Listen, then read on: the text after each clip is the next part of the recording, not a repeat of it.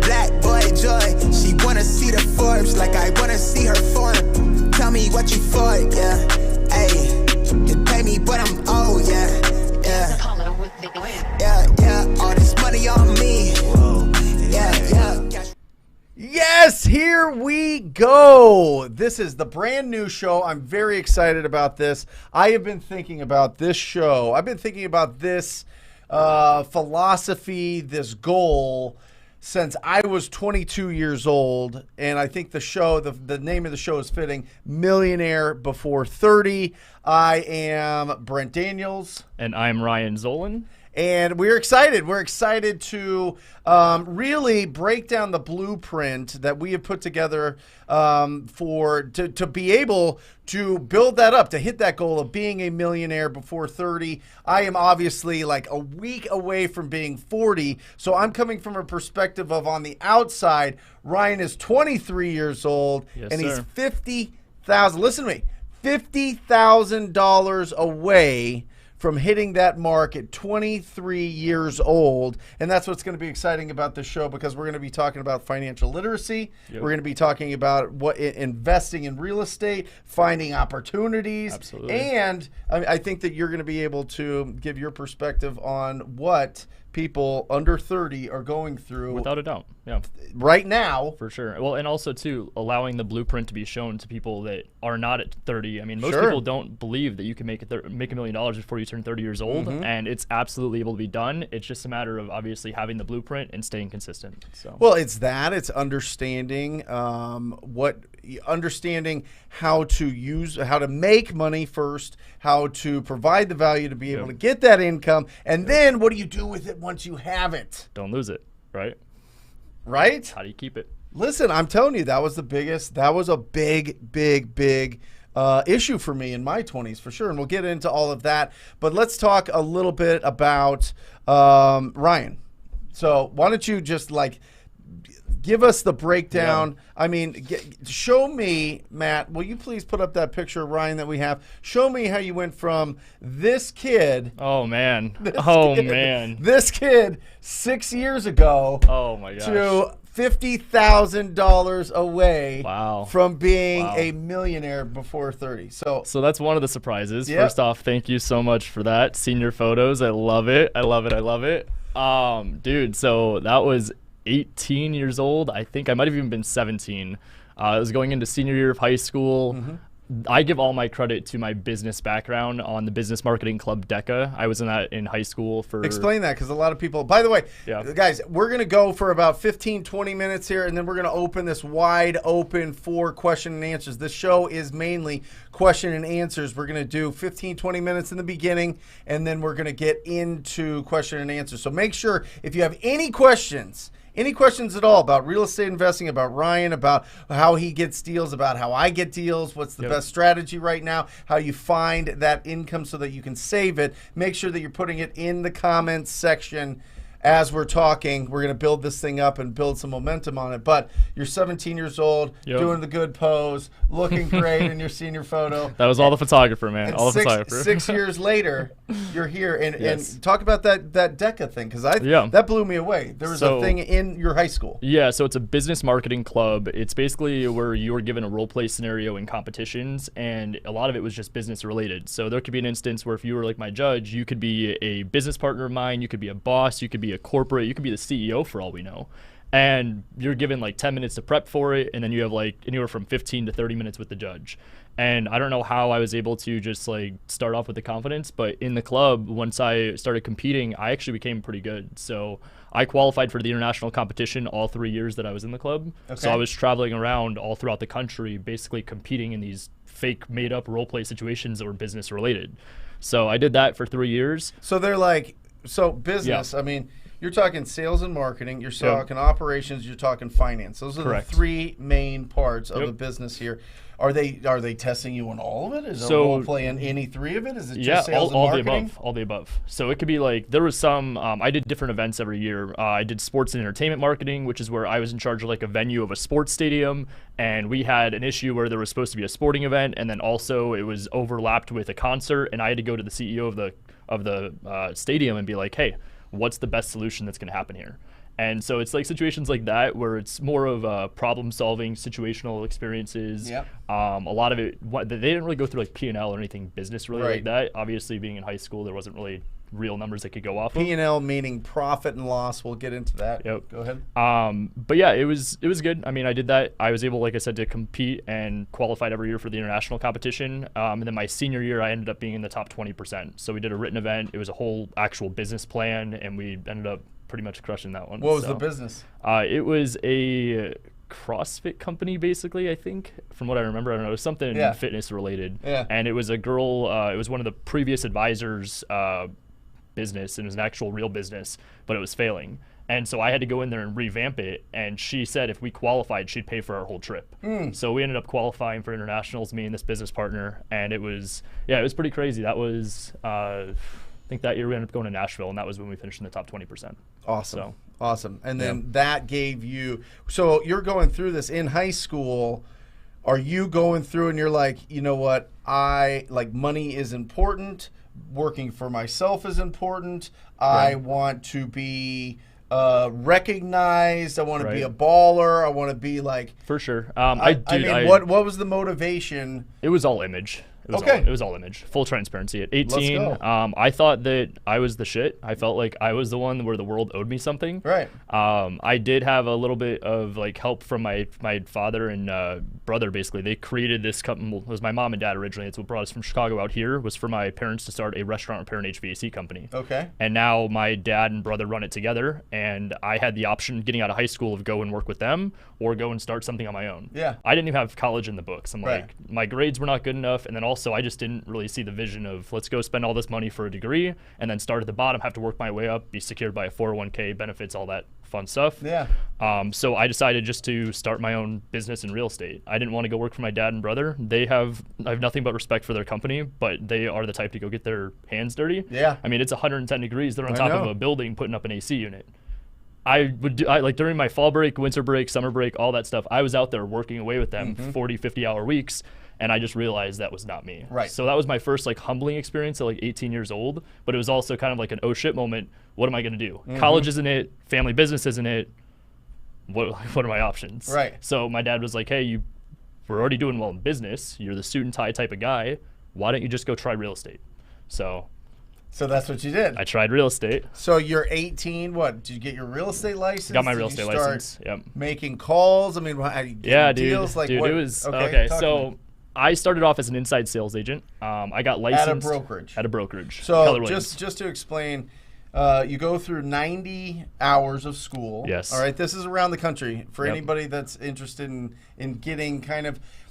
And this is exactly what I did. I did it at 21. I did it in the summer in college. Read Rich Dad Poor Dad. Was like, gotta be a real estate investor. Didn't know anything. Didn't know what escrow was. Didn't know what earnest money was. Didn't know what title companies did. Didn't know what lenders did. I was like nothing. Didn't know how people got money for it. I didn't know how to evaluate properties. I didn't know anything. Right. So I was like, I'll go to real estate school. That'll help me.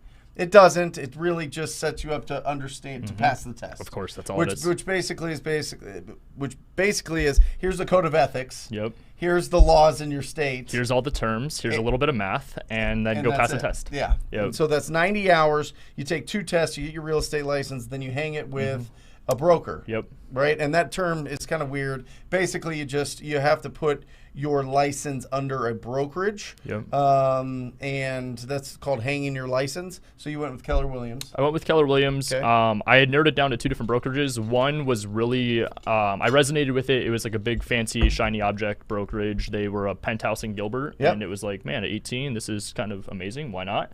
So I nerded down to them and then Keller Williams. I decided with Keller Williams because they offered me a salary. At 18, I thought that was stability, even though I was $10.99 on my salary, and it was $24,000 a year. Okay. So it was $1,000 on the 1st and the 15th of every month, and then I got commission.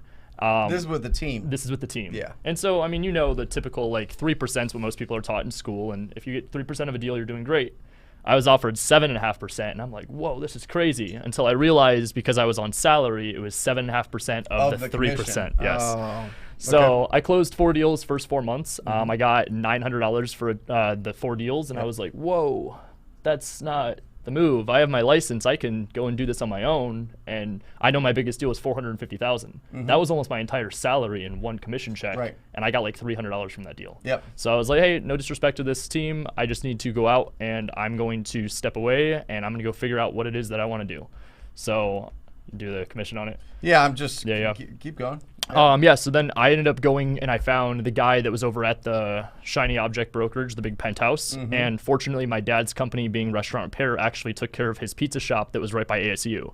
And so I hit him up and I was like, again, thinking I didn't have an ego, but I was like, how do I bring value to somebody that has no business in helping me? So I ended up going to him and I was like, dude, I don't want anything from your deals in the slightest bit. You're doing pretty well with real estate. You've got your pizza shop. Why don't I just let you handle that? And I'm going to focus on bringing deals to the table. Let's just split it 50-50. Yeah. And I thought I was throwing like a Hail Mary there asking for 50% until I realized that, I mean, I actually wasn't asking for anything bad at all. He had nothing to lose and everything to gain. That's it. I mean, by helping a kid, what was the worst case scenario? I don't bring anything to the table, no harm, no foul. Yep. And he was helping, like my dad, being like, hey, I got your son, I'll help him out, show him the ropes. Yeah. And in our first year, we kind of messed around and we ended up being the number 3 team at the brokerage. Oh my gosh. So it was just him and I, like But mentor, this is mentee. just sales. This Just is sales. just Just straight. sales. I'm a realtor. I am a realtor. I'm going to help you buy and sell a house, and Yeah. I'm going to be pretty damn good This at is button-up shirt, polo wearing, slack. First in, dress last out. shoes. Yep. Nights, weekends, don't even bother. Like I'm working, Right. showing houses, doing rental properties, like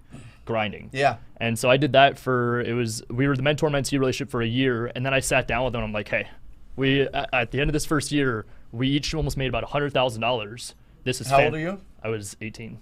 How does that feel at 18?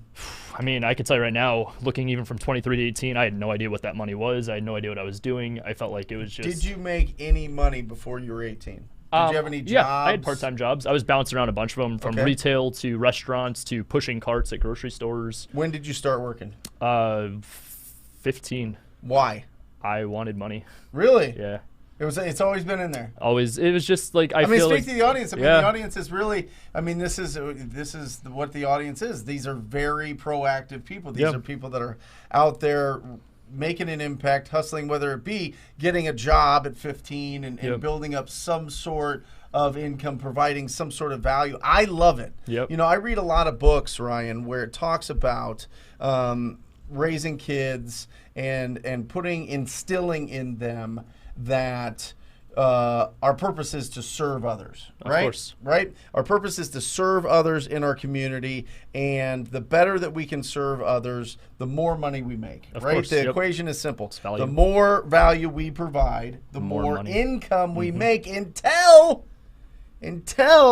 if we're smart, and that's what this show is about, until that money starts working itself. That money starts replicating, starts having little baby monies, Of course. and starts giving Creates different other income streams pockets, of yep. income Yep. and different equity in things, whether it be business or property. Right. That's what's exciting. That's For what sure. we want to go in this show is, one, show people how to go out there and make the money, but two, Yep. how to make that money work afterwards. Of course. Right? Of course. I love it. So Yep. you're working at 15. You've got this mentality. I got to make money. I got to Yep. make money. You're pushing carts. You're serving restaurants? Are you Yeah, working in I the was a kitchen? What are you cook. I doing? was a A cook. cook? Yeah. Yeah, the classic, right? Yep. You're a cook in the. Yep. You're being a cook. You're doing some retail. Now you get into real estate. Now you're making some real money. Some real money. So at this point, minimum wage was $8.05, Right. and I was getting $10.50 an hour plus tips at the pizza shop I was working at. And Right. so I was like bawling in my eyes. Yeah. And then I even made it was a rental check, and it was when I left the team, and I had that mentor-mentee relationship with his name is Jeff. Yeah. And he was like, do a bunch of rentals, do this, but I'm not taking anything from your rentals. Okay. So I was making like $1,000 doing 2 rentals a month. When you're saying rentals, you were helping people get into leases, correct? Just regular people. Yep. Apartments, houses, helping them put together, structure the paperwork for their lease. Yep. Is essentially it. Exactly. Right. And I mean, I'd make like 3% of the gross total Right. lease. And so, I mean, I'd walk away with like anywhere from $500 to $1,200. Okay. And I did that a few times in a month. And I'm like, whoa, that's a lot less time. And also I have the flexibility rather than working at the pizza shop. So I didn't even last a month after I got into real estate. I was like, I'm out. Yep. So it was like a month or 2 after I went to the pizza shop and I was like, sorry guys, I got to go do my own thing. And then I had that mentor-mentee relationship with Jeff. We ended up sitting down. It was after our first year. We were awarded the number 3 team. And I was like, hey man, I want to blow this up, but I know that you and I can't do this together like $1 million each. Yeah. So what are we going to do? And I decided to start a team. Okay. And so at 19, we grew a team where we had 22 agents that were working for us. Okay. And that was probably Working for us. Who's us? me and Jeff. Okay. So we were still a team Still together. still a Okay. team underneath a brokerage. Yep. We rebranded everything, started it all over, and next thing you know, I mean, we were crushing it. We ended up being the number 2 team that year. Yeah. We were competing against our brokers, which was one of the issues as to why we split and left, but that's a whole other story. Sure. So we grew a team of 22 agents. That was actually my most unhappy year I had in real estate. Why? Managing people that had unrealistic expectations. Yep. And on the traditional side, I have nothing against agents in general, but a lot of them just think that you go get your real estate license and money starts like pouring in. And so then you have this 19-year-old kid that is first in, last out in the office, and a business partner that was around but kind of more of a silent partner. Yeah. And so you have a 19-year-old telling you what to do all day long. A lot of them were like, well, I have a wife, or I have a husband, I have kids, I have this other job, this is part-time for me. And it's like, whoa, sounds like we have unrealistic expectations from me to you and from you to me. Yeah. And so it's kind of like just a mutual disrespect. You know thing. this at 19. I did. It was, I'm telling you, dude, going That's from why- high school that's to why where I I'm doing was, this show. I telling had to you. grow up really quickly. Yeah. Like, you start realizing some real life shit, and you're like, Well, listen, the faster that you can get to adult conversations, right? right. The faster that you're going to get this thing going. The more momentum that you're going to build in your wealth building, in your income generating. Yep. The quicker that you get in to, talking to enough people, networking with enough people, seeing how people are reacting and understanding different personality types and different Yes. communication types, Right. you start learning who goes where, especially if it's Yep. somebody in your staff, but just in sales in general, in working and finding wholesale deals or discounted properties, Right. investment properties, all these things come down to your ability to communicate. Of course. It does. Seriously. I mean, it does. And the faster that is the biggest, I'm telling you, that is the biggest issue that I had. Was I never had a job. My parents did a thing where they go, if you play sports, you don't have to get a job. I love so I was it. like, great, okay, fantastic. So I did all that, and then in college, my parents, they pulled their cars out of the garage. Okay. My grandma gave me $2,000 to buy gym equipment. And I trained athletes. I trained kids during the summers. Wow. And they would pay $300 for the whole summer. And I had like 20 people, so it was like $6,000. There you go. And I didn't have any expenses. I had a scholarship for football. I was going to school, so that was like a lot. Wow. And then boom, life hits you in the face, and I was like, holy cow! I want to be this real estate. I read this book, Rich Dad Poor Dad, but I've never really done sales. Right. I've really never done marketing. I've never gone out and had to do like a presentation and role play on Right. business stuff. I had none of that. So it was like when I reflect back, and I think that's my side of this is the reflection back. If I would have been taught or pushed into a situation or inspired to be in a situation where I had to go out and have adult conversations, business conversations, Right. I think it would have been a lot faster. For sure. Yeah. And so I definitely was able to kind of short track that. I mean, I was fed to the wolves, I like to say. Yeah. So you have to, I always say it's sink or swim. Yeah. And for a lot of people, I unfortunately think that most people choose to go the easy route and just sink and go and Sure. fall back, comfort, whatever. But I also was in a good position where I didn't have crazy overhead. I was living at home with my parents Yeah. for my first few years. Yeah. And so I just capitalized on it. Once I realized that team was not the move, I fired every single one of them, and I split apart from my partner. Okay. And that was when I went to EXP, Yep. multi-level marketing company, and I went under Templeton. Yep. So I was like, hey, dude, show me the ropes of this investment world. Sure. He used this quote to me, which I think is very impactful. I want to share it with everybody. But he saw me making noise at the brokerage. Saw I was the number 3 team, then the number 2 team. I had all these agents working for me. And he's like, dude, you are the big fish in the small pond. How would you like to be the small fish in the ocean surrounded by sharks leading the way for you? Right. And I was like, damn, Yeah. like, all right. I'm in. Let's do it. Awesome. So split apart from the partner, fired everybody. I kept 2 agents, left that brokerage. I was at EXP for a short 4 months. I got the blueprint of what I needed, and then after that I bounced and I went over to Stunning Homes Realty with Steve. Love and it. So now I've been there for 3 years. Me too. Yeah, right. Steve Trang, we were talking about, he's got a Yep. real estate brokerage here, and it's phenomenal, especially for investors. So how did you get into, you now have $420,000 worth of equity in properties. How did you get into real estate investing and Yep. wholesaling? Because, I mean, speak to it, because I want Yeah. I want this to smack people in the face. You've done 30 deals in a month. Yeah. That was my best month. Wholesale. Yeah. Mixture of wholesale, traditional, fit, and flip. Okay. Yeah. But it's around average 10. Yeah. 10. If we have 10, it's a slow month. Okay. How Yeah. big is the team? Or Really company? 4 or 5 of us. There's 5 people in your company. 10 deals a month is slow for you. Guys, Yeah. you can check them out. I mean, vet them. I mean, you can see them all over everywhere. Everybody understands who Ryan is here locally in Phoenix and understands. Yeah, I mean, you've got an incredible reputation Appreciate that. of Thank going you. out there and being honest and humble and really just kicking ass. Appreciate that. So when did that start? So I was you're with 20? Is this I like was the 20. last 3 I was years? Just 20. Yep. So I was 20 when I switched over with Steve.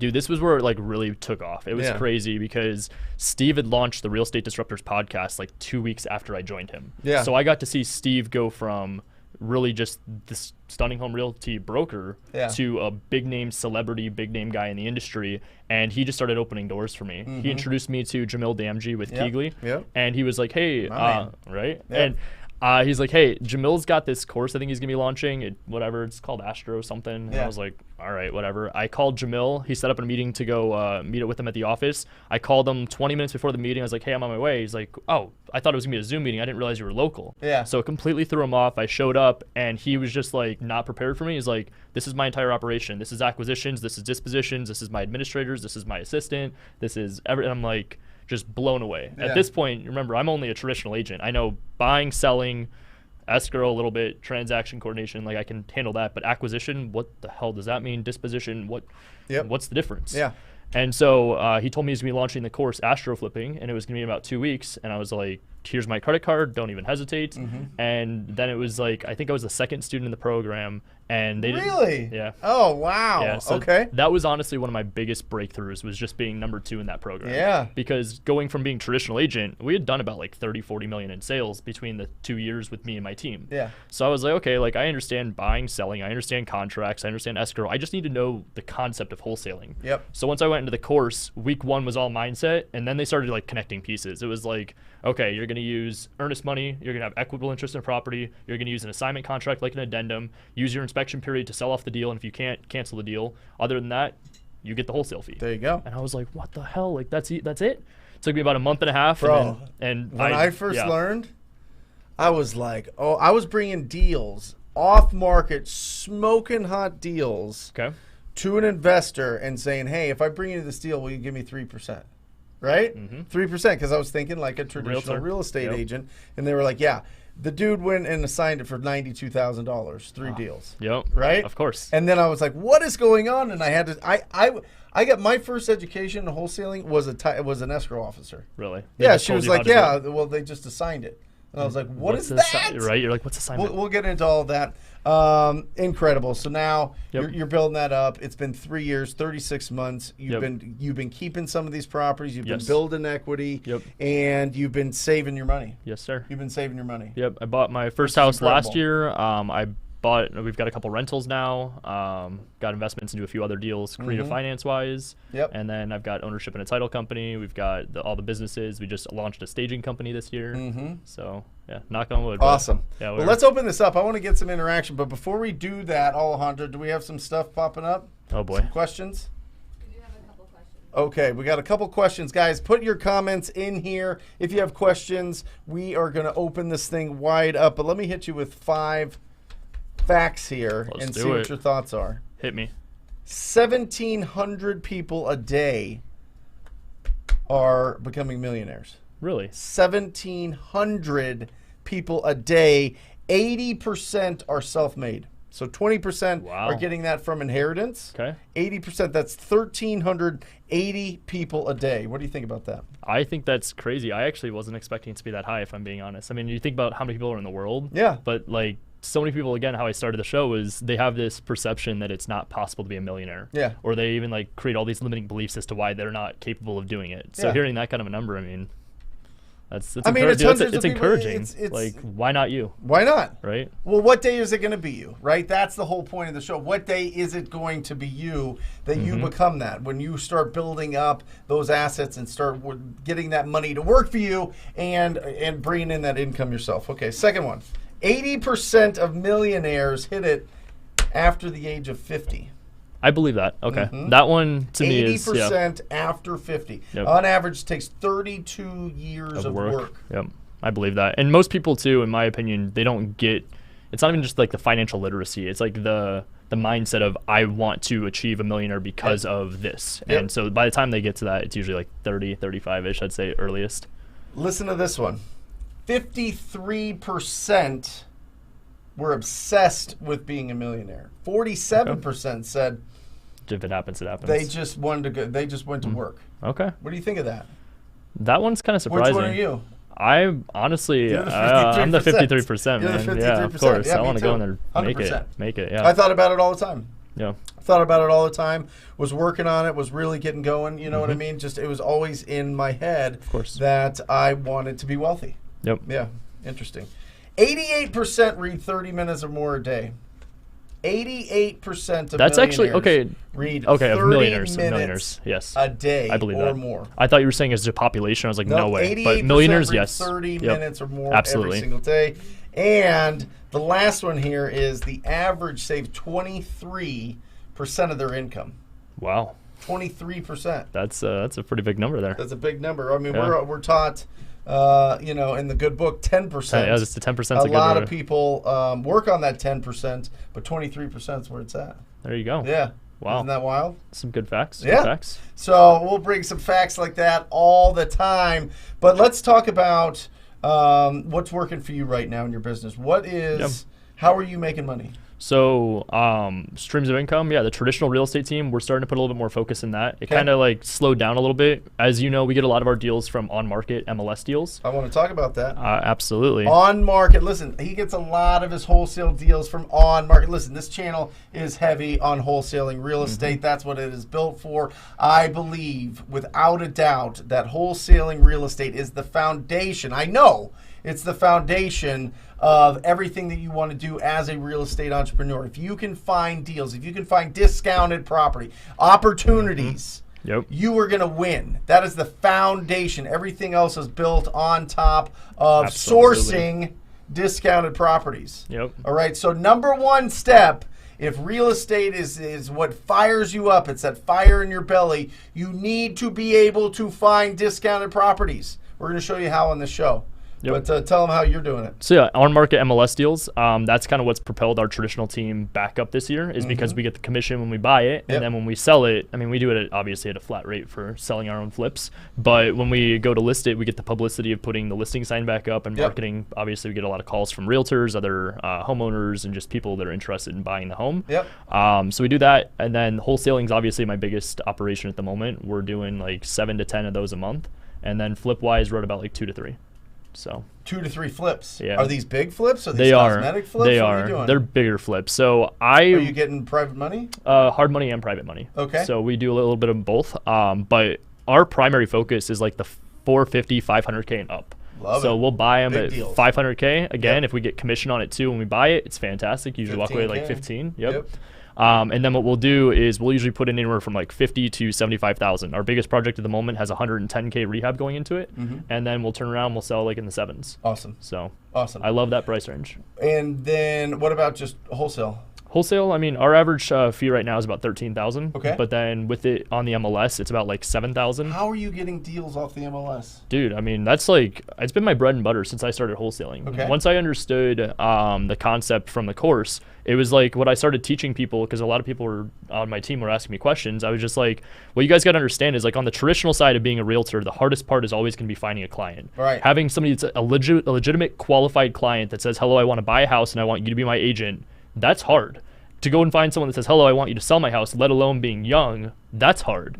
So then when you flip it over to the investment side, it's not finding a client, it's finding a deal. Yep. So then I just started reverse engineering, and I'm like, well, these people are selling their house on the MLS. Not only are they motivated to sell, they're employing a realtor. And I usually say, again, most realtors are not the best at their job. Yeah. So you're employing someone that's not the best at their job to help you sell your house.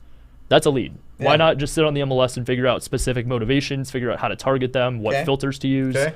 And so Is this a software? Is this it's just the MLS. So you're having just a looking at it? yeah, just looking at it through the MLS with my license, being a licensed agent, I just log into MLS. What do you look at new listings? Or are you looking at I don't- listings that are on the market for yeah, a long time? yeah, The that- ones that are sitting. The ones that are sitting, the ones that are new, I found that especially as I started becoming more popular with teaching the MLS, I had a lot of people kind of coming after my business. So the on market first day, like I will tell you, that is not an easy place to be. Right. You're going to be competing against 15 other offers, waived inspection, hard earnest money, and people overpaying, whether Yeah. it's an institutional buyer, whether it's an iBuyer, whether it's a wholesaler that just doesn't know how to run their numbers and they're aggressive and they're trying to lock it up when they're not going to buy it.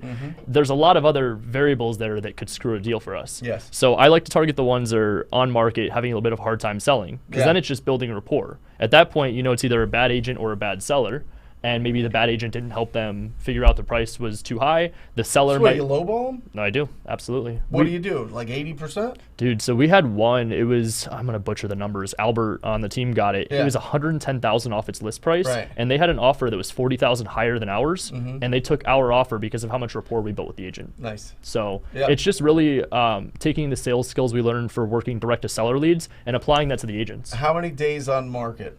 It depends Is on the sweet area. spot. I like to look at a very specific niche neighborhood, like one that I've done like 5+ deals in, Okay. and I'll target like 10 days. Because if it's been sitting for 10 days in this market, I mean, something's wrong You're with going it. after it. Absolutely. Cash offer. Cash offer, As is. 5-day close, 3-day inspection if needed. These agents are like, woo. Yeah, I I know. like the sound of this. This doesn't sound like a lot of work. Yep. The only thing I will tell you, full transparency, we've been transitioning to is we have been having to go back to a little bit more of the dual agency model, where we Yep. have the agent, obviously, the listing agent represents both the seller and the buyer to get our offer accepted. Got We're it. just competing against a bunch. If you have questions about how to get deals off the MLS in your market, put them in the comments section. Make sure, guys, that you're hitting the like button as you're watching this. If you're getting value, make sure you're hitting the like button. Like. That really helps. That really helps get the word out. We want to spread financial literacy as far and as wide and spread the mission of becoming a millionaire before you are 30. Ryan and I put together a blueprint on what that looks like. It comes down to 5 steps. Yes, sir. Right? You want 5 to go steps. through the 5 steps here? We're going to pop Let's it do it. up here. Look at this. Here you go. Here is the Millionaire Before 30 blueprint that we have that we Yeah. put together. Yeah, we Yeah. worked really hard. Absolutely. Yep. And that first step is doing a deal. So we feel like this is the entry level to be able to obviously successfully do this blueprint, is that the first and foremost is you have to figure out how to bring in income. It's going to be finding your first deal and realizing that this is possible. Get rid of that limiting belief. Love it. You have to listen when you're starting out, when you're watching this and you've never done a real estate deal, or you've never done anything in your own business. It doesn't have to be real estate, but this is a real estate channel. We're going to push you towards it. We're just going to do it Right. because I know that it's going to work for you. Right. But here's the thing. If you do that deal, you're living in a place of faith. You have the faith that you can do this. You have this faith that you can be a millionaire before 30. You have this faith and this belief that you can go out there and really change the financial future for yourself, for your family, for the people around you, for whatever it is.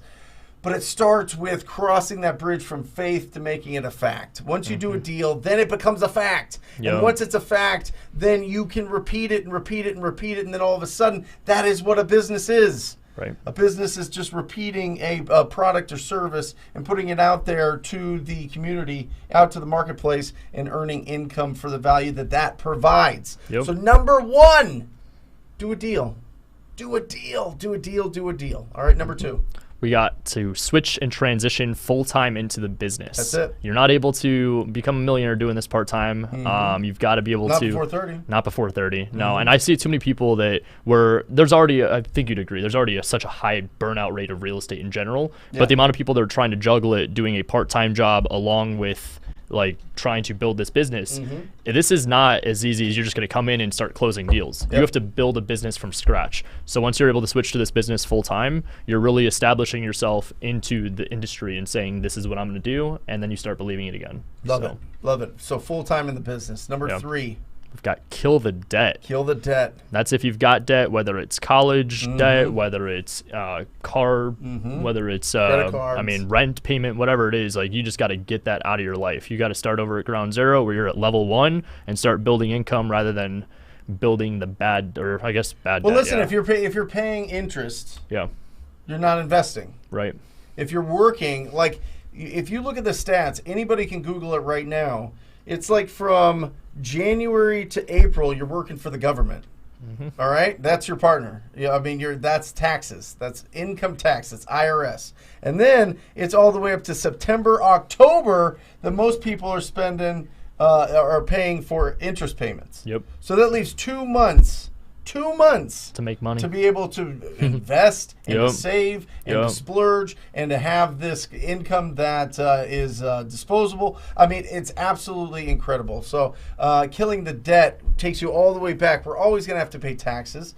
I mean, there's some strategies there. We'll bring in some tax advisors for that. But for the most part, I mean, that's the rent that you pay to live in this country is income taxes. Right. So kill the debt. We're looking at student debt. We're looking at car. We're looking at credit cards. We're looking at that consumer debt type of thing. For sure. Next. We got investing into assets. Yes. So this one's beautiful. This is the one where you start investing your money that's collecting dust in your bank account into cash flowing assets that are bringing you residual passive income. Yep. Love that. That's it. That's what it is. Listen, you have two choices when you make money. You can spend it or you can invest it. It's either or. And I mean, one thing I always struggle with being young too is as you start making a lot of money, I mean, it's easy to be like, damn, that shirt's $30. Yeah, let's do it. Why not? Yeah. And why not invest into an asset? $300. Seriously, I mean, nowadays. But like, why not invest into an asset or into something that's already appreciating, or I mean, even if it's depreciation, whatever. If it's cash flowing you money, that will then pay for your play. Because it's not cool to wear a cheap shirt and have a bunch of money in your account. It's cool to show people that you can buy an expensive shirt. That Gucci, Louis Vuitton, anything. Of course. You go for it, right? Anyway, next, financial freedom. Yeah, financial freedom. That's the end goal. That's the be-all, save-all, because at this point, you can decide whatever it is you want to do with the financial freedom you have, whether it's travel, whether it's family, whether it's investing more money, it's giving back. You have so many options on the table here. At this point, this is where life is good. Not only that, but that financial, there's a great quote, and I forget, we'll have to pull it up. I'll pull it up from one of these shows, but there's a quote that says, once you make your first $1 million, the second $1 million is inevitable. Absolutely. Because the person that you had to become to make the first $1 million is, you just keep growing and growing and growing. And all of a sudden you are changing, you are evolving. It is a metamorphosis from the person that you were to this millionaire to be able to provide that and invest enough to be able to get to that point where you have that net worth that the second $1 million is inevitable. Yep, I heard a version of that basically saying like your first $1 million's the hardest. After that, that's it. Just start going. Love it.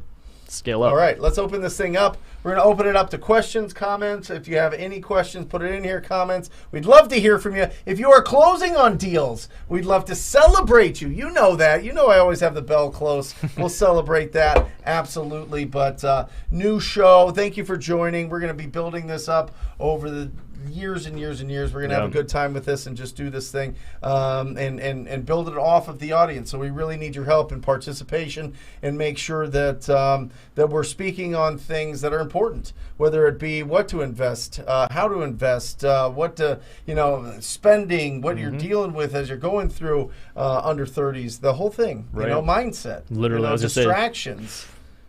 Oh, well, we got episodes all in that stuff. Right. I love it. Go ahead. We got it, Hundra? Yeah, this is a good one. Okay. Jeff, millionaire fact. 1,700 people a day are becoming a million. 80% are self-made. 80% of millions become one. Yep. 53%. That's right. Yeah. That's right. So we went through, yeah. That is it. That is love the it. breakdown, Jeff. I mean, it's just really interesting. I mean, you could Google all these things, but it's the absolute fact. When's it going to be your day? You know what I mean? That was somebody had that thought.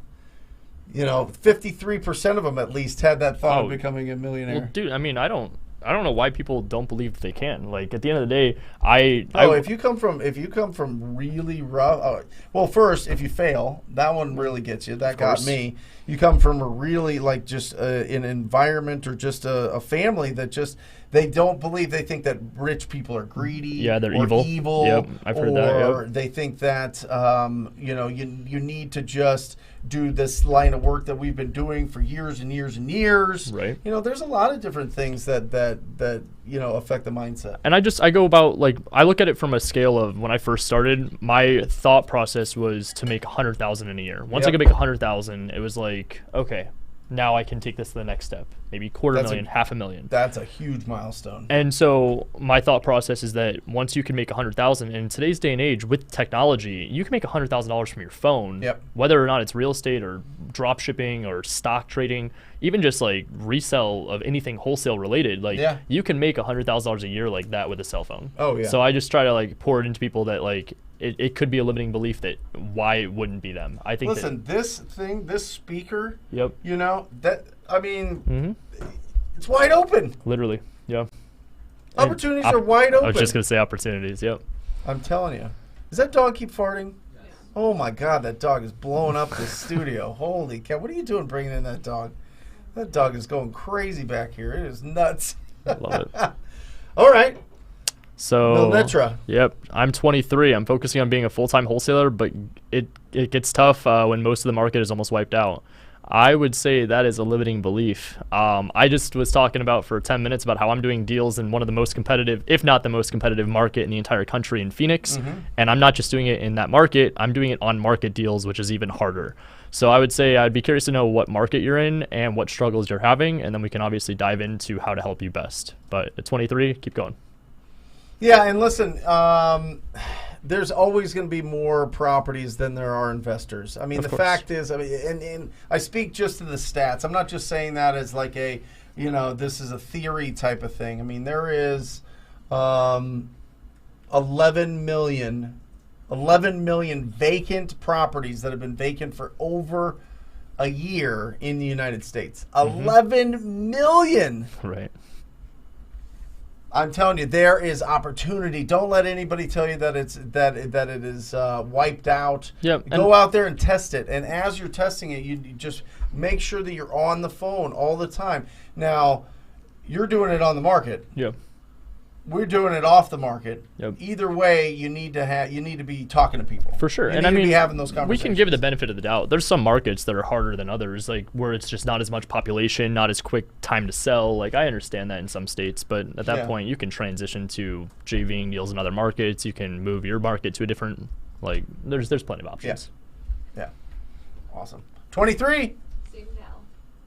Do you base your property finding with the median income? Yeah, I mean, that's one way you could do it. Do you? Nope. I don't. I just pick areas that are hot. I like very specific zip codes or neighborhoods that are in the cities that I know are selling quickly, and then I just become the master of that specific market. So. Yeah, I mean, here's the thing. You could do it in your backyard. I always suggest you do it in your backyard because you're going to understand the values, and you can communicate with these cash buyers and build a relationship and meet them eye to eye, face to face, and understand who you're working with. Yep. So what I would do, I hope it's Melnetra. What I would do is make sure that you're going after properties that after they're fixed up, the ARV is over $150,000. I like that. Okay? That is what I'm looking at, because I'm telling you, the same amount of effort goes into selling something that's $500,000 as $50,000. The difference is at $50,000, you're making like $1,500, $2,500, $5,000. Typically, it's about 10% on a wholesale, versus 50 grand on something that's 500,000. Yes, you know sir. what I'm saying? So there is a huge difference there when it comes to what you can make and the potential there. And obviously, the more you make, the more that you can keep, the more that you can keep, the more that you can invest, the more that you invest, the faster you become a millionaire before 30. Awesome. What do you do with your friends? Like with the friends that you grew up from that baby faced kid 6 years ago. Honestly, are a lot of them in business? Are a lot of them doing it? Or is a lot of your is that how you built your crew in high school and after high school was around business and being an entrepreneur? Not too much. High school, we were just like our own little group. Yeah. As we got into adulthood, a lot of them went and got into just working rather than going to college. A lot of there was very few of us that went to college in our group, and there's probably like 12, 15 of us. But for the most part, we all kind of like went our separate ways. We all just had different end goals, different beliefs. Yep. I'm still friends with them and stuff. Like we didn't like completely drift apart, but I don't really spend as much time with the people from high school as I used to. There's like 2 or 3 of them that I do. But Got it. Okay. Awesome. yeah. I think it's important. Absolutely. They're very real conversations. The people that you surround yourself with, if you want to be a millionaire before 30, you need to surround yourself with people that are millionaires. Of course, yeah. Have to. And it doesn't mean that you can't have those people in your life or in your sphere. It's just that you have to limit the amount of time you spend with them. Right. And then you also start to realize the conversations It's that not you even have. that you limit it. It's just natural. All of a sudden, Yeah. you're going and doing things, and you're going to, these masterminds or these meetups, and you're going, you're doing you're working longer hours. You're, you have to do things on Saturday when everybody else is going, and doing something, whether they're snowboarding or skiing or going to the lake or, going to the beach or going to the mountains or whatever else. Right. You're out there putting it in. You're out there, providing value in the weekends. But listen, I honestly think, and this is just, tell me your experience, most people don't work when they're working. Okay, most people aren't actually doing the income-producing things during the week. I did 15 hours of calls. That's it. 15 hours for years and years and years to build up my first $1 million, and that was it. Wow. And then that was 3 hours of calls to distressed property owners, finding deals, and getting it done, right? Yep. And then from there, growing the business and doing that. But I would then go and do my lead follow-up, and then I would go on appointments, and I was done by 5 o'clock. Done by 5. Wow. 9 to 5. I did a 9 to 5 as an entrepreneur to build up my first $1 million because I understood that when you are working, you need to be working. Mm-hmm. Yeah, so I will tell and you. if you're a real estate entrepreneur, that the whole engine of that is having quality conversations with distressed property owners, or as you're doing it, with people that represent the distressed property owners. For sure. Right? And I think that like with me, it wasn't really just the focusing on the work.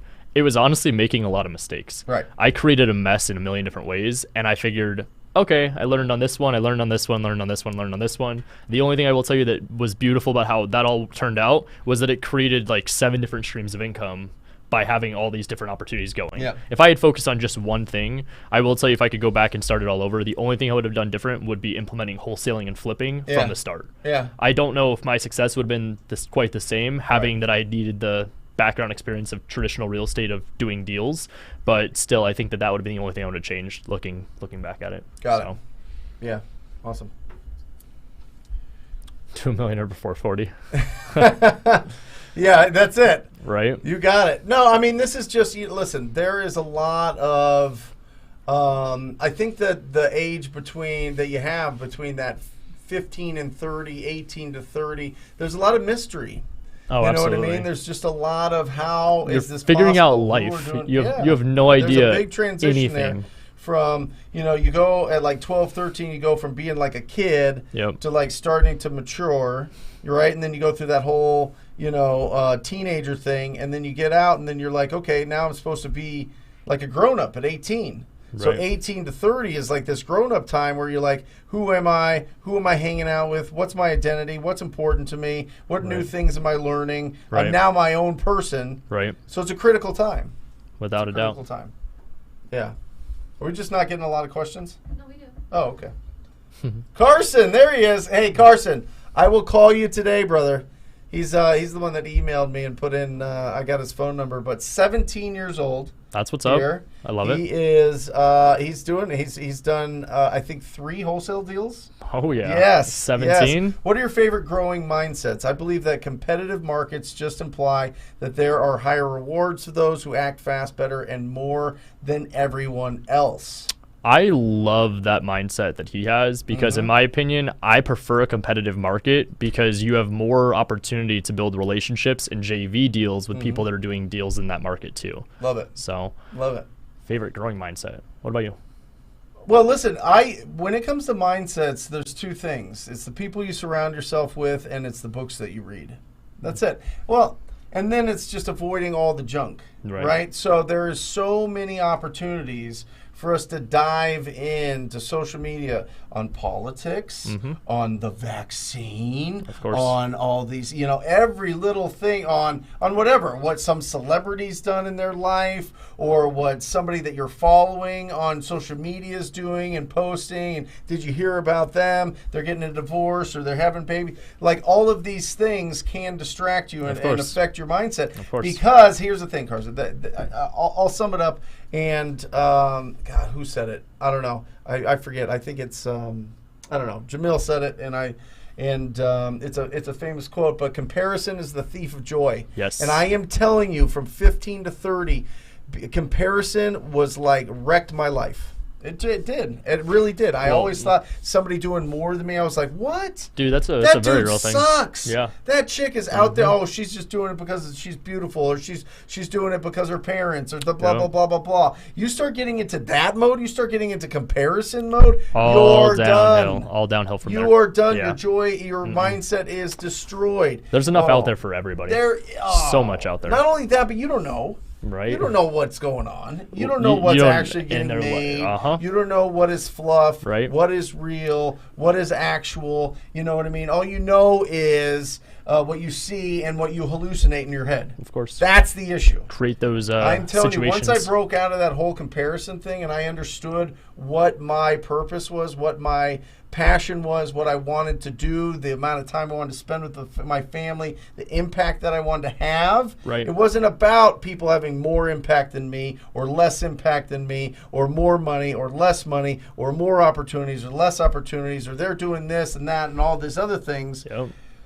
You find joy in the work that you do. You Right. find joy in the action that you do if you're doing things that make you happy. It's the movement, man. It's the being happy. That's what it's all about. Right? Yep.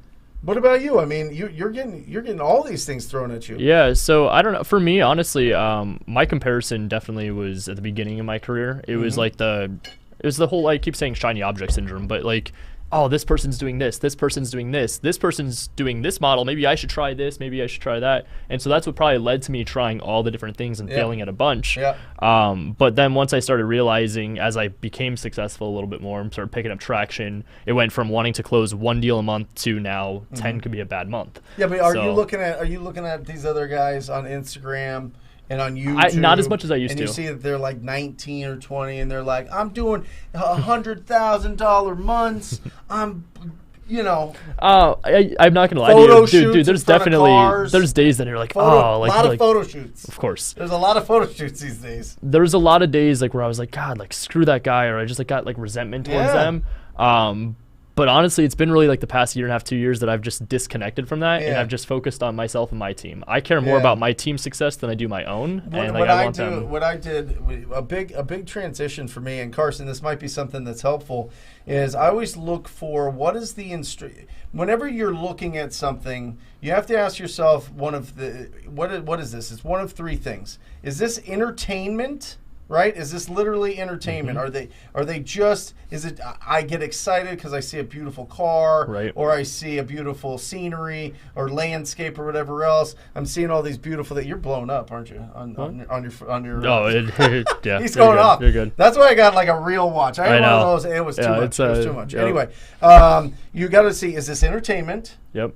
Is this education? Yep. Or is this instruction? Yep. Right? So am I getting an action item here? If so, I really like this. If it's education, that's interesting. Yep. That's something that I think makes me a more rounded human being. Yep. And is it entertainment? Okay, I'm entertained by some of these things. It's when it crosses over, when you're getting so entertained that you think that is real life. Right. You have to understand, you have to like see people doing it, which I see a lot of people doing it, Yep. just being in our industry. And it's just dudes just hanging out in a parking lot with a photographer. Right. And also too, I mean, what I always say, like what kind of got me out of that mindset was like, you have to ask yourself, like, do you think that they're doing it for the right reasons too? Like if it makes, some people I know are genuine like car fans. They love spending money on their cars. Yeah. But then there's some guys that like look at that they buy the cars because they think they're trying to impress people they don't even like. Right. And I'm like, well, it's a whole other conversation. That's it. Yeah. Carson, call you today, buddy. How can I defeat Ooh, self-doubt? Jordan, great question, brother. I love that That's question.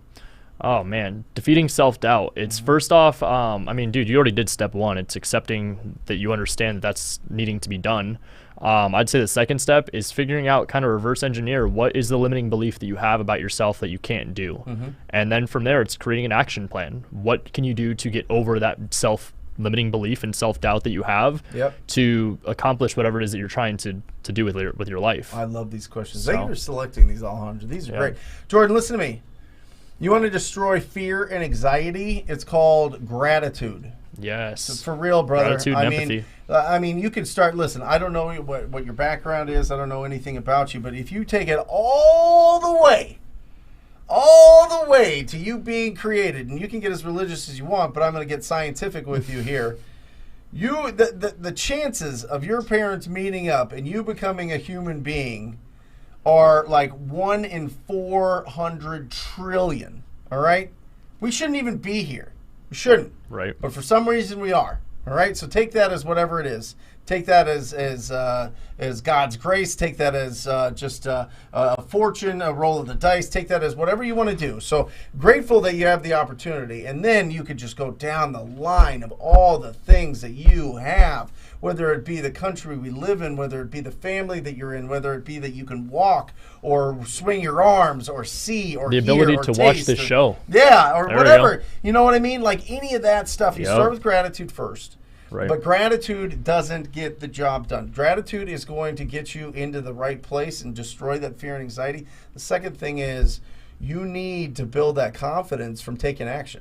Just like Ryan was saying, you need to have that action plan, that self-limited belief, get rid of that and start chipping away at it. It's not like, oh, just get rid of it. You got to start chipping away at it by taking action. Step by step by step. You got to by start step. stacking the wins.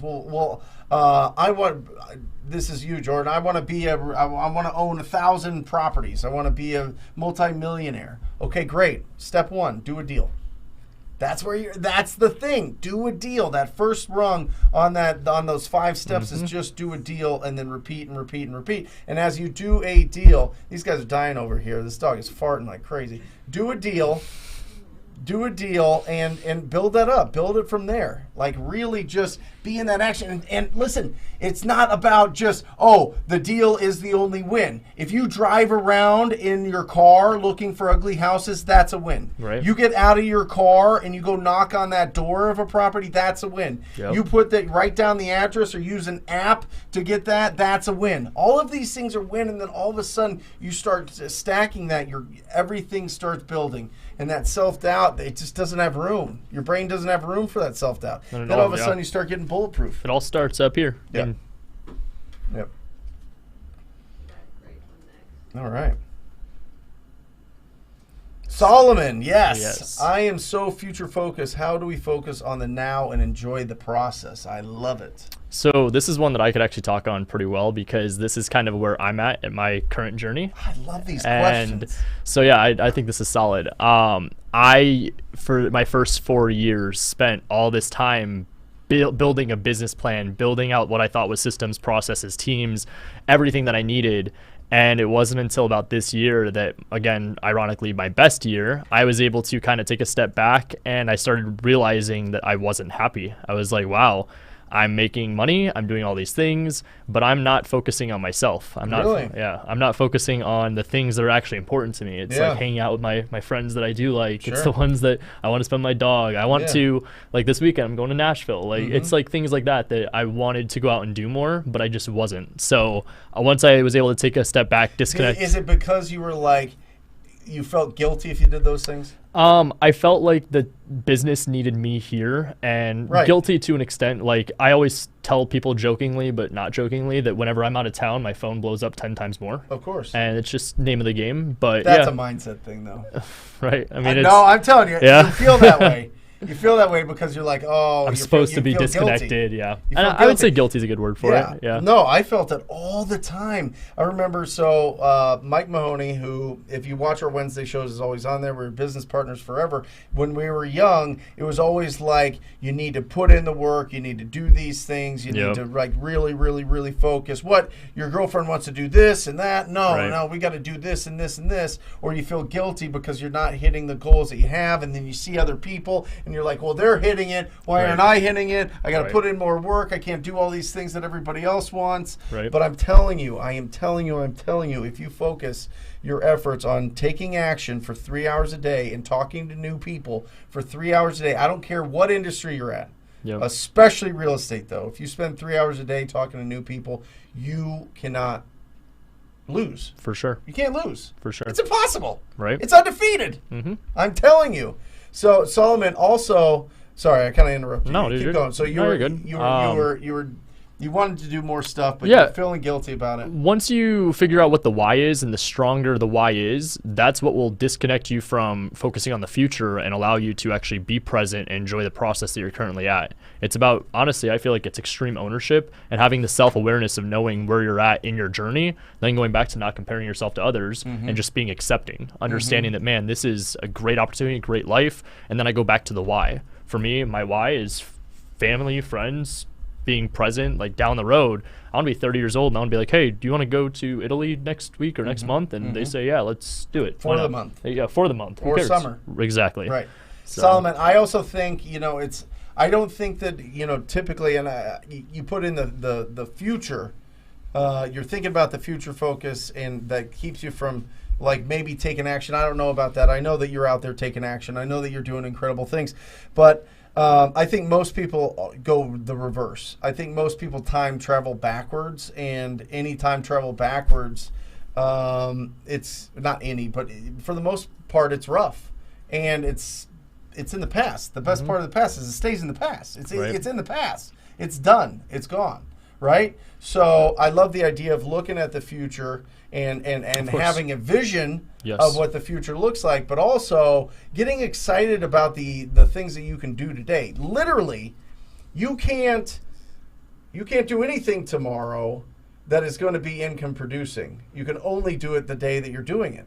So when you are making those calls, when you're reaching those people, you're taking those efforts now. Now, you may get paid in the future, but it starts, the spark of that, the seed that grows into the income there starts with, what are you doing today? And listen, I think a lot of people beat themselves up. I think a lot of people beat themselves up and they don't take sustainable action. I think a lot of people jump in and they go, I'm going to go full out and I'm going to do this full time. But then all of the other responsibilities that they have in life, whether it be relationships, whether it be children, whether it be pets, they don't stop. Whether it be a job, whether it be all these other things, kind of get in the way, and then you get frustrated, and then all of a sudden it shuts down that action. All momentum. And then you're like kind of almost crippled in a way that you're like, oh my gosh, I'm just mentally crippled in thinking, I want all that stuff. I see all that stuff. I'm on Instagram, and I see everybody having this stuff, and it's flashy, and it's wonderful. Why can't I be like that?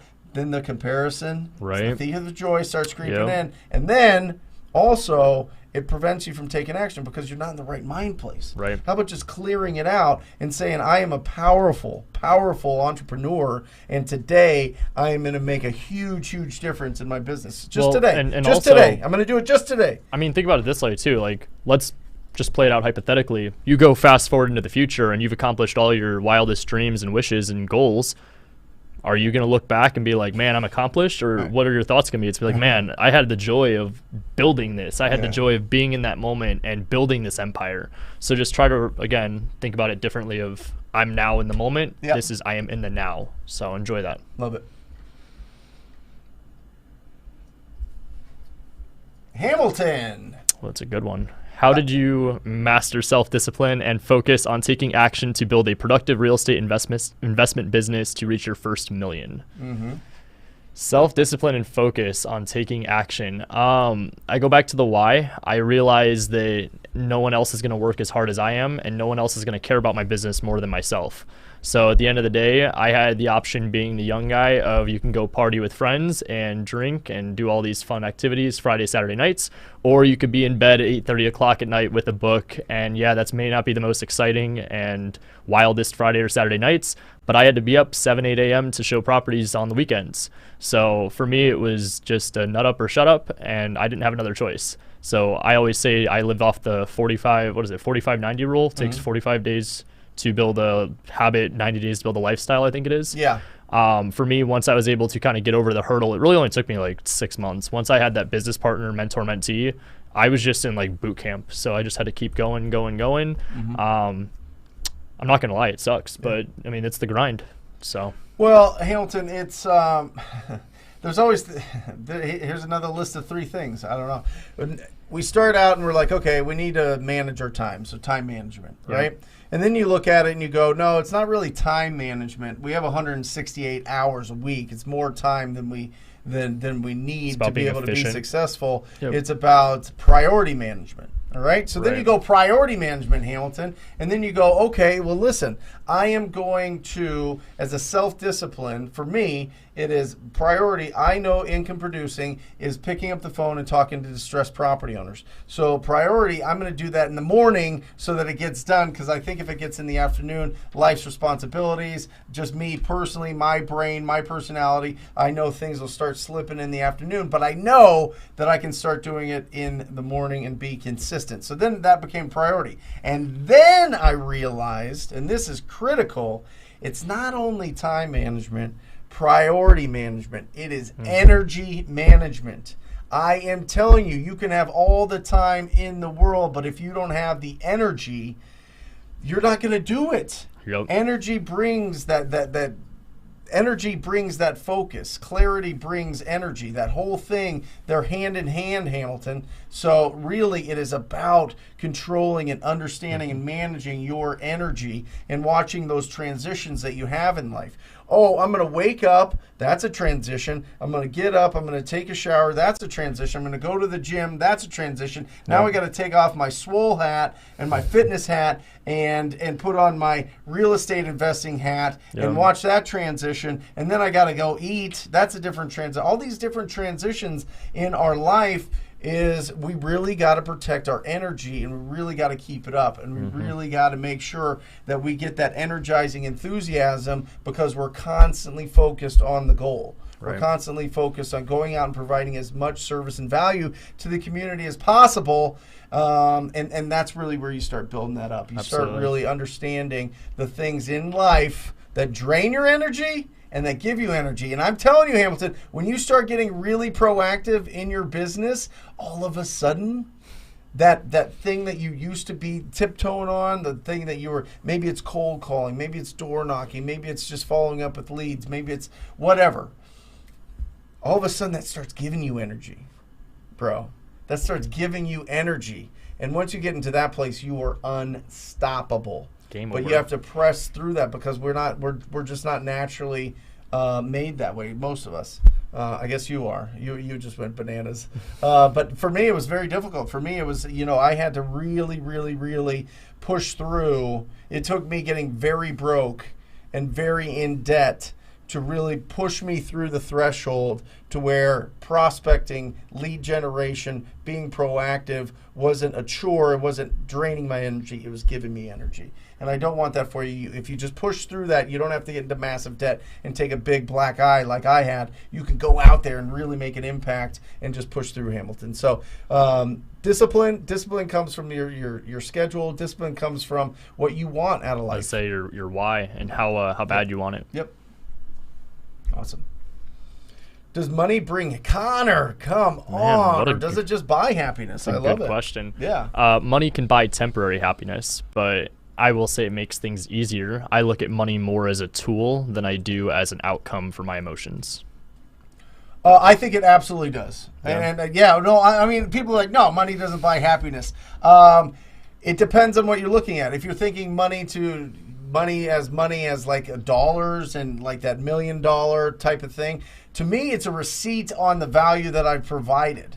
No joke. I'm telling you right now, that's the way that I see it. I'm like, oh my gosh, I can provide millions of dollars of value. I can do this every single, whether that's my own real estate company, whether that's coaching, whether that's whatever it is. Yep. That is, whether it's the investments. I mean, it's just like, oh my gosh, that is so incredible. I mean, that to me, it's the receipt of it.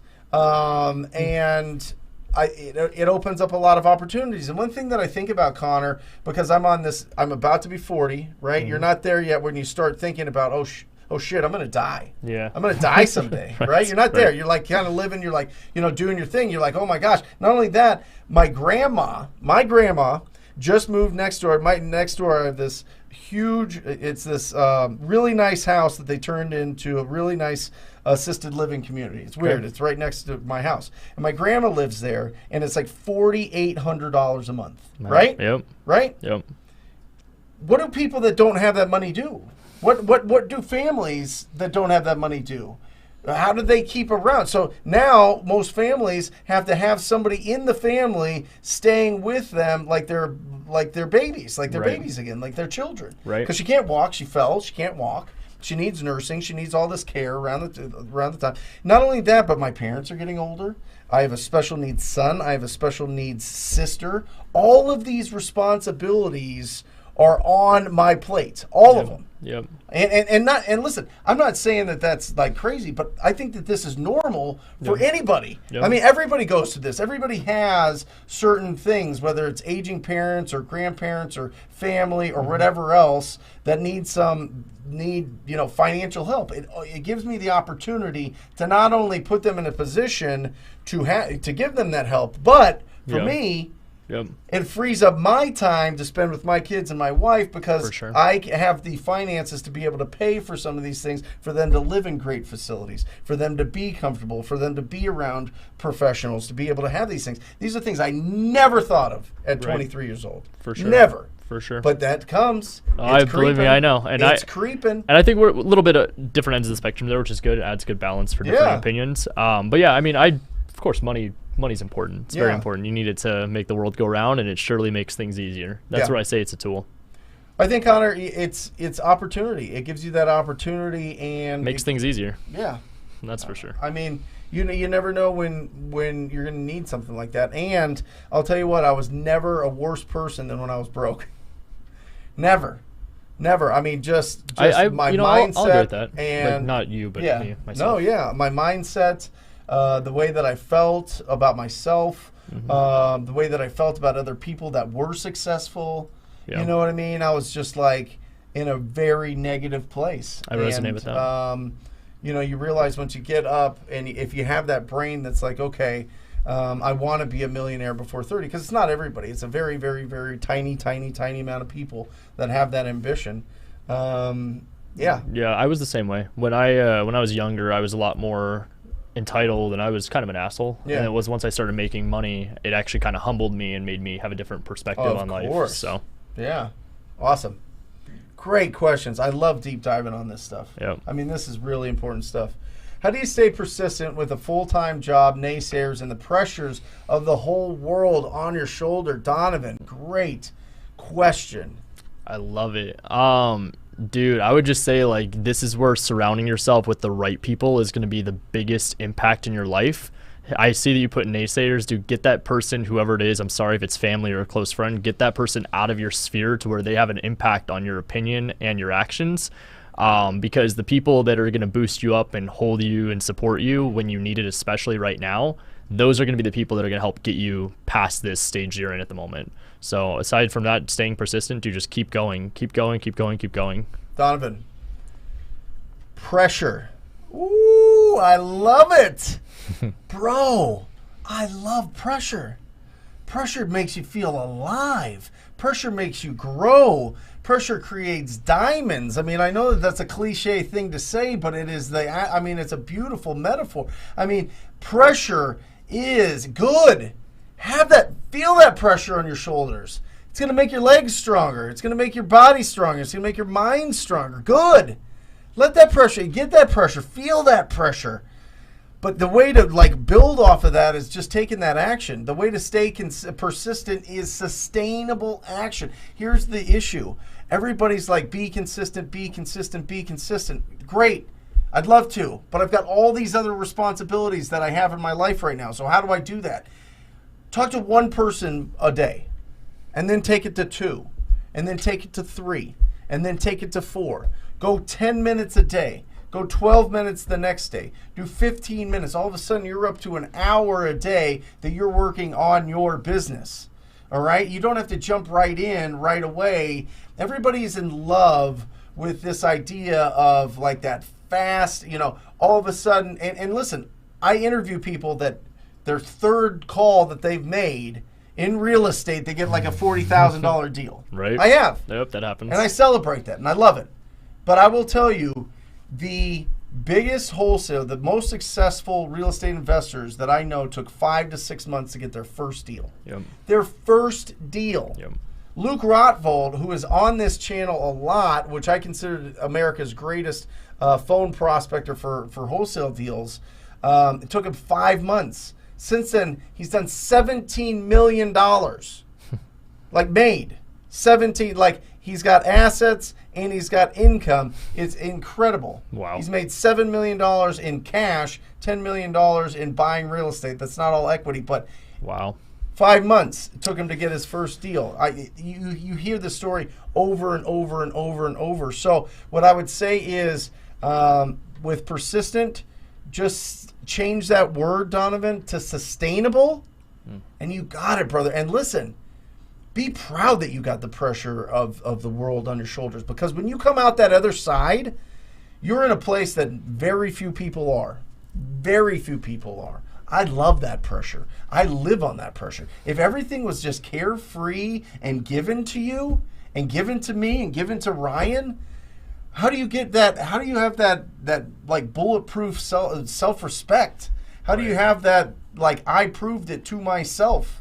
How do you have that yes, I impacted the community. I impacted the world. Ooh, I love that pressure. That's phenomenal. Got some good questions. Keep going. Yeah. This show's going to go another 15 minutes, so if you do have a question, maybe we'll get it in if we're not too packed up. But here we go. Guys, this show is gold. I am wholesaling, 36 years old. Awesome, AO. No deals yet. However, y'all are definitely giving me a lot of gem. This is, all in name? Yeah, sorry. We'll awesome. Thank you, AO. How many episodes do you plan on doing? Will each episode cover different? Yes.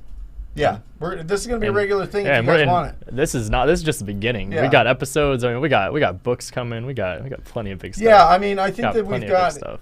Honestly, Samuel, this is I called Ryan a couple weeks ago and asked if he wanted to do this. And I think that this thing's going to evolve based on the community, based on the support, based on the comments, based on participation. Because I want to know what's going on right now. I think that there's probably some universal things, universal questions that a lot of entrepreneurs have. But I think there might be something different, some different changes that we're dealing with. And also, too, there's not really many people that target the younger crowd. It seems like what attracts them is the shiny objects. It's the comparison on social media.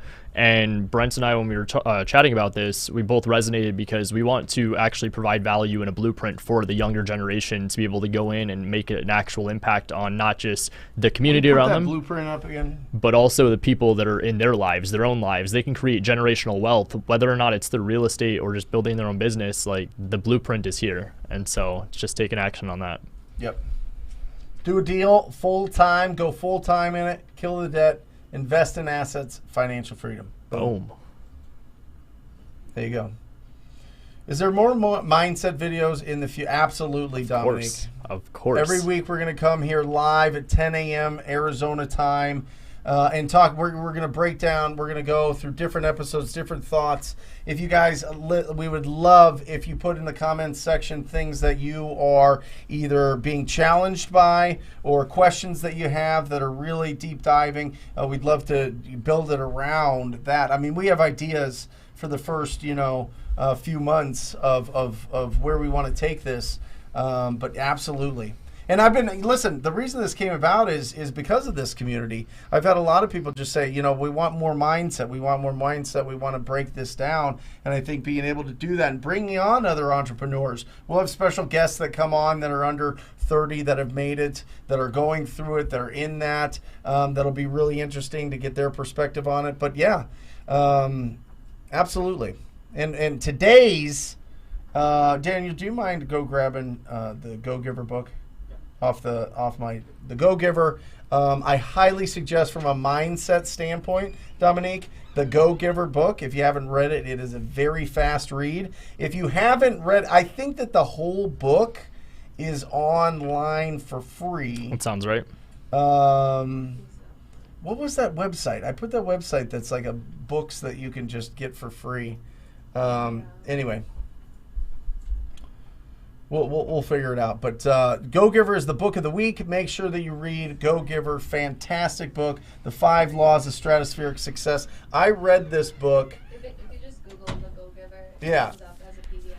Yeah, you can get the whole PDF for free. This book, I mean, I want to support Bob Berg because he's phenomenal, and I did an interview with him. So I always like having the.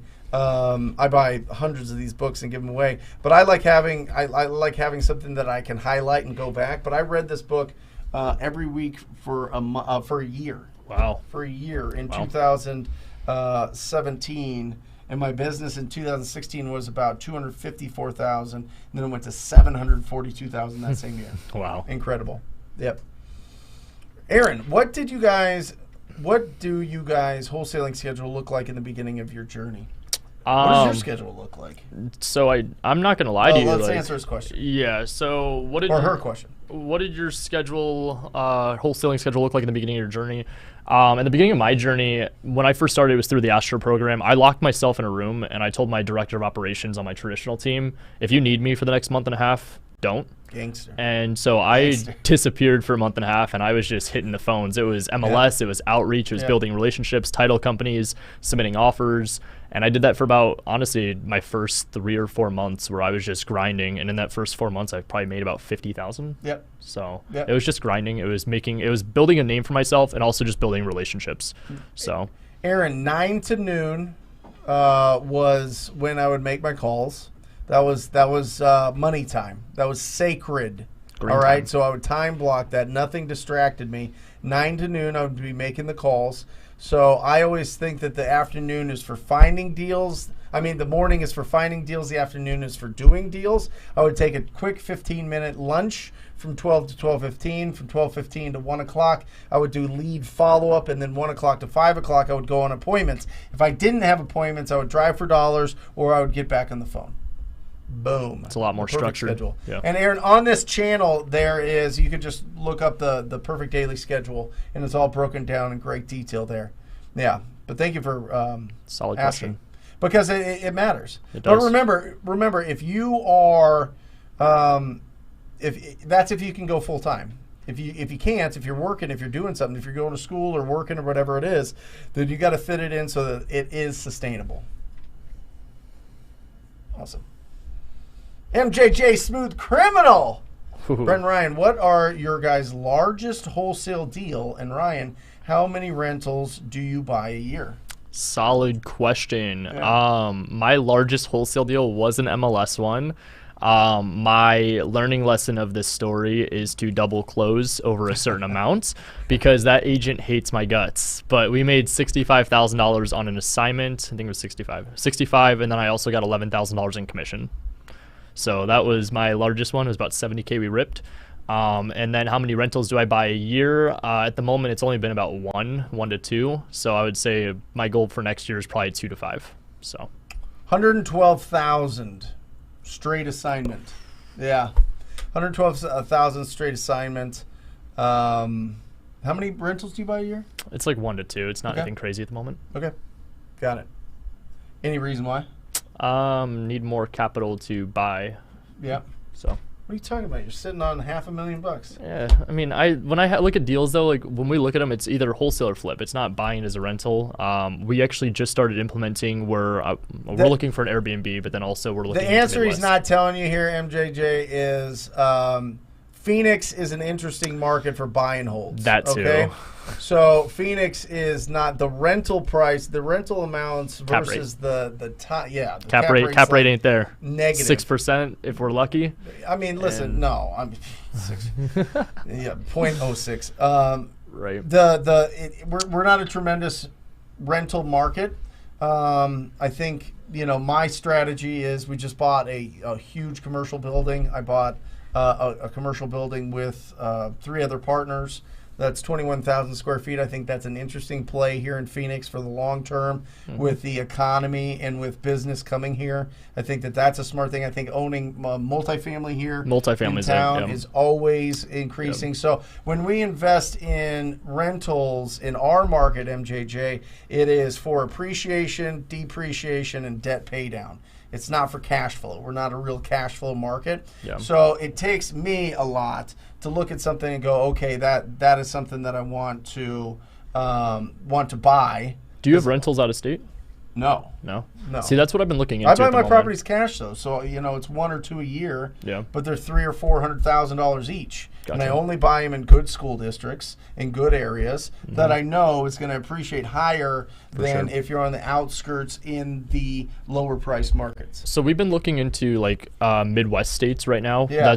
I have a lot of friends that are having success with burning properties out there. You Yep. buy it like 50 to 70,000, put Yep. 30 into it, Yep. refi, and you're out at like 175. Yeah. So I mean, I'm looking into those. Don't but do it. Don't. Don't do it Why is that? because you don't know the market. Got connections. Okay, Well, we'll I'm see. telling you. Fail. Make my mistakes. Fail forward. Right. No. Listen, do it, and Okay. we can document it on Okay. here. But here's the thing. When you start going out of state and you Yep. start doing these deals, and then you got to get contractors, and then you got to get the lenders that lend in those states, and you got to make sure that you understand the market and the rental rates and everything going on there. I am telling you, if you don't have somebody running that for you, your mind is going a to be nightmare. No, it's not that. Do you know how much more money you could make with that same amount of effort? Out here. Doing anything, doing an extra Okay. deal. Okay. I'm just saying. I know, I'll keep you posted there's if we a end up going certain through with amount- it. I got There's you. a certain amount. We get lulled into some interesting things, but there's a certain amount of brain capacity that we have, energy that we have every single day. And then if something's out of sight, out of mind, Yeah. all of a sudden that thing starts Sounds like a turning challenge in. to me. All right. I love I'm the king of delegation, so we'll figure Okay, it. beautiful. And if We'll I go through with document it it, here. yeah, we'll document it. We got this. And then I'll be doing it. Right? If I cold call 6 to 12 hours a day, I'm only 19. Don't know. I have a car. How long you think I'll be for me? 20 hours it takes. 20 hours, but it takes 90 days, Ellie. So here's the thing. 20 hours, the average is if you're making the calls yourself, it's 20 hours to get a deal. As long as you're filtering through the list. Make sure that you're going through the content here on this channel and really getting the list and filtering them so that you're going after truly distressed properties, or just drive for dollars and get those properties because you know those are distressed. Yep. And start building that up, okay? And then 20 hours, but it takes typically the life cycle is somebody that you talk to today, you're getting paid 90 days. Yep. So you got to have that 90-day buildup of consistent, sustainable action to get to the point where those things start popping. every single month and then week and then day. And I think she's saying she doesn't have a car. If you don't, you Yeah. can always virtually drive for dollars. I mean, Yeah. that's always the move. Yeah, virtually driving for dollars. There's a video on it. Here, Ellie, we got you covered. Let's go. Got you covered. Awesome. One more question. One more question. This is fantastic. Great show. Let's do it. Crushing it. Look at you. 23. Look at us. Look at this. We're doing the thing. All right, Holmes, go ahead. I have thought about hiring someone to teach me how to comp. I don't know what it is. Yeah. It just got me so confused. I don't seem to get one right. What do you think? What's your advice? Learning how to comp is the most important piece of information. Deal or no deal. Yeah, literally. Deal or no deal. I would say there's a bunch of videos on YouTube on how to comp. For me, I don't cross any major streets. I don't go by zip codes. I go off of finding one in that very specific neighborhood that has been ideally remodeled, and then I can turn around and use that as a comparable property to the property that I'm looking at, my subject property. How long did it take you? To learn how to comp? Yep. Honestly, to get really good at it, it was about like 6 months. And that was also, again, with me having my prior 2.5 years of traditional real estate experience. So being an agent to learning how to then comp and understand what a buyer and investor be paying for it. It took me about 6 months. So I'd say for someone that doesn't have any experience, probably give or take 6 to 8 months. But Got it. Matt, will you put it on the screen here? My iPad here. Holmes Ketsa. Listen. This is just a quick little thing here. Okay, so if you are, what I want you to do is I don't want you to overthink this. I have a great mentor, Tom Kroll, that said ARV doesn't matter, which is very, very interesting. He said assumptions reduce victories was his whole thing. That's what he meant ARV was. Yeah. Assumptions reduce victories. So what I really like and what I've tested out, because he said that and then didn't, he gave some background to that, but not a tremendous amount, so I wanted to expand on that. When you're looking at a property, I want you to pull it up on Zillow, I want you to pull it up on Redfin, and I want you to pull it up on PropStream. If you don't have PropStream, that's at ttpdata.com, ttpdata.com. It's $99 a month, but I'm telling you, it is something that every investor, every serious investor uses. Check it out. But if you don't, I would find you could go to a third website, maybe a realtor.com or something. Anyway, count those. Take all three of those estimated values from those websites. They're free. Add them up, divide by 3. Okay? Add them up, divide by 3. And if they're 250,000 and above, I want you to offer them 66%. That's typically about what you're going to get that deal for. That's going to be a deal for you, okay? Now, if it's totally destroyed, it's going to be a little bit different. If the property's in real rough condition, 66% will help you out. If it's under 250,000, I want you to use 50%, all right? Now, there's a little bit of discrepancy there because it's the same number. So what if it's 249? Do I go 50%? Yes. If it's above 250, go 66%. Just don't overthink it. If it's under 100,000, you're going to be offering around 25%. That's about the ballpark that you want to be in. Okay? So this is just easy. Don't overthink it. Look at the websites. Get his estimate. Are you going to be perfect? No.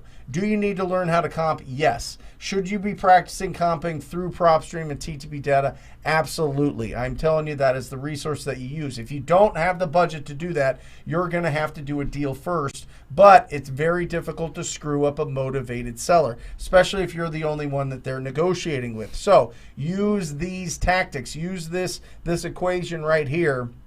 Take a screenshot and just don't overthink it. And if you screw up, then you screw up, and then you can just go back and talk to the property owner. But if you're truly uncertain, Ketsa, squat up with somebody that's in your market that has experience and can educate you on what the properties are worth. All right? love it. Love it. And that's it.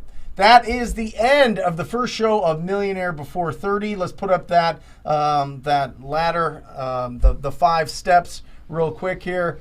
Do a deal, get full-time, kill off that debt, don't fall into that trap, invest in assets, and get to that financial freedom where you've got the passive income that is covering up your expenses. So, how do you feel? No, felt good, man. Went fast. Went very fast. Didn't that feel fast? Yeah, and I'm ready for the next one. 90 minutes. Let's do it. All right. Thank you guys for joining us. Make sure that you hit that like button. It really helps kind of put us into whatever algorithm YouTube wants to put us in so that we can find more like-minded people. The more like-minded people that we find, the more that you can squat up. The more that you can squat up, the more you will make. So it's all hand in hand. So thanks, Ryan, for jumping on. Any final thoughts before we get out of here? Thank you so much for having me, and I'm excited to see where this show goes in the future, and more importantly, for the impact we can make with the audience. So awesome. Thank you, guys. Love you guys. Till next week. See ya. Black boy joy, she wanna see the Forbes like I wanna see her form.